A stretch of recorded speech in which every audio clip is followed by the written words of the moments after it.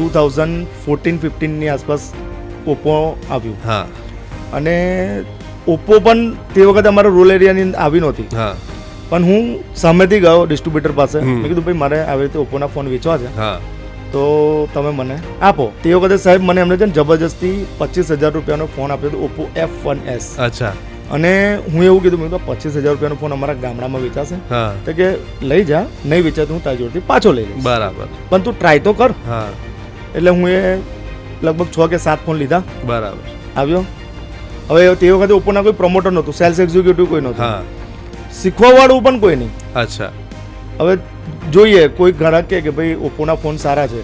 હવે તે વખતે છે ને રિતિક રોશનની એડ આવતી હતી, હા. F1s ની, હા. ઓપ્પો કેમેરા ફોન કરીને. હમ. એટલે અમે ગ્રાહકને શું કહીએ, તમે જોવો છો પેલી ઓપ્પોની એડ આવે છે હા. રિતિક રોશન વાળી. હા. હવે જો રિતિક રોશન વાપરતો હોય તો કેવો હોય? તો કેવો હોય ફોન. હા.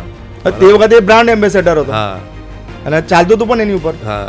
એટલે ગ્રાહક ટ્રસ્ટ કરતા કે હા ભાઈ ચલો આ છે તો હા. આપણે કરીએ. બરાબર.